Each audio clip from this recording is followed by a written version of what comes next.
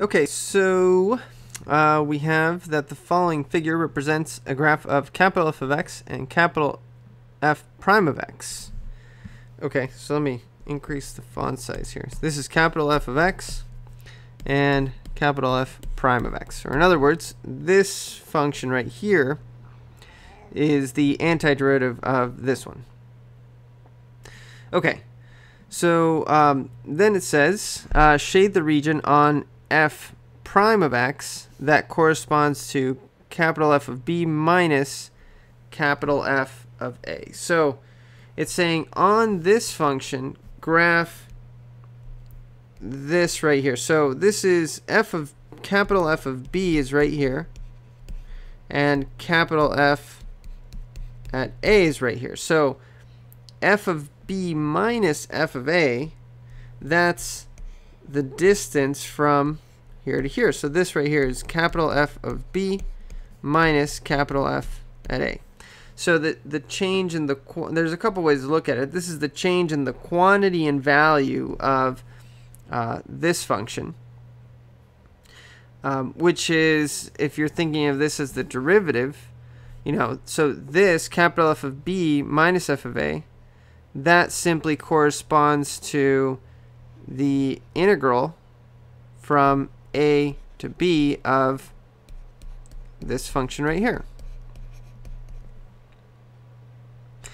Okay, so well, this right here, this integral, that's just the area underneath the curve from a to b. So if you find this, counting of course this one as positive area and this one as negative area, then you would get f of b, capital F of b minus capital F of a.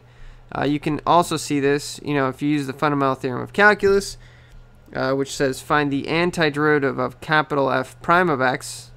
That would be capital F of x. Evaluate from a to b. This would give you capital F of b minus capital F of a, which is exactly what you're looking for. And that's pretty much it. Okay, so the question here is, which one of these functions is a possible antiderivative of this function? So there are several different aspects of this that you can look at. We can do it sort of step by step, kind of how we graphed the previous problems when we graphed them. And we can say, that's not a very good color. We can say, for example, here it's positive, which means that the antiderivative would have to be increasing from here to here. So you can automatically take out this one because it's not increasing from here to here. And you can also take out this one because it's also not increasing from here to here. Okay, and then on this part, because it's negative here, then for the last half it would have to be decreasing, and so it can't be this one. So this one satisfies those because it's increasing and then it's decreasing. Another aspect that you can look at is you look at whether this function is increasing or decreasing. And so since it's always decreasing, that means that the antiderivative would have to be always concave down. And this one satisfies that as well. And that's it. Okay, so in this function we have a function that represents velocity, and it's asking us, well, which one of these could represent the position of this function? So remember, basically the position is the antiderivative of the velocity. So we can use the similar analysis. Let's go kind of backwards here.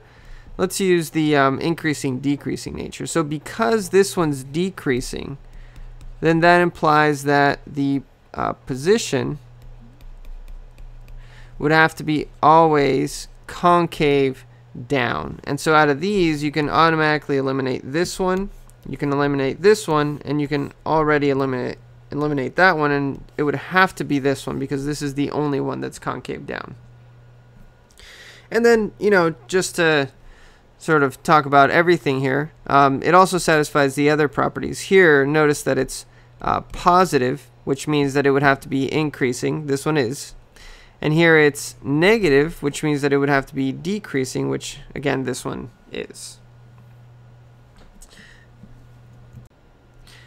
Okay, so here we're trying to find the area of the region under y equals e to the x and above y equals 1 from 0 to 2. Now we're going to do, there's an entire section devoted to this topic, but this is sort of a simpler one, and it's a good kind of preview to that one. So let me draw a picture of the function e to the x, so it looks kind of like that, right? And then you have y equals to 1. Let's do light blue for that one. So this is 1, and so this function looks like that. And then it says x goes from 0 to 2. So let's draw that in like that. So 0 to 2. And so the area that we're looking for, it's under e to the x and above y equals 1. And so we're looking for this area right here. Let me do it in red better. So this is what we're looking for. That's pretty. Okay, so we're looking for this area. Now, how could we possibly find this area? What could our strategy be? Well, notice how if you find the integral from 0 to 2 of e to the x, that would give you the area underneath e to the x from the x-axis, right? So it would give you all of that. So that's what the integral from 0 to 2 of e to the x dx would give you, right? But then you don't want this area down here. You just want this one up here. So since you just want that one, then, well, you have, if you find the area underneath y equals 1, you would get that, right? So why don't you, instead of adding to it, why don't you just take that area away? So if you find what that is, you can simply take that area away, right? So you find the area underneath all of e to the x from 0 to 2, and then you subtract the area underneath y equals 1 from 0 to 2, and that area right there is going to equal to, you can just, since it's a rectangle, you can just find it. That's just 2. So minus 2. And so this is just equal to, let me go down a little bit. This is going to be equal to, the antiderivative is e to the x evaluated from 0 to 2, and then minus 2. And this is equal to e squared minus e to the 0 minus 2. So this is e squared minus 1 minus 2. That's minus 3. And that's it. That's the area. You can approximate it with your calculator if you want. But that's this area right here that we colored in. Okay, now we need to find the area of the region between y equals x squared and above y equals negative 1. Interesting. So let's draw a picture of that, see what that looks like. Y equals x squared looks like that. And y equals negative 1, that's down here, horizontal line at negative 1. And from 0 to 1, so that's from 0 to the number 1. So the area that we're looking for is all of that. Okay, so what would our strategy be in this case? Well, let me put in a couple of the numbers. So right there, that's equal to the number 1. Okay, and that's 0. So if we find we can find the area underneath x squared, and that's going to give us this chunk right here from 0 to 1. That's this section right here.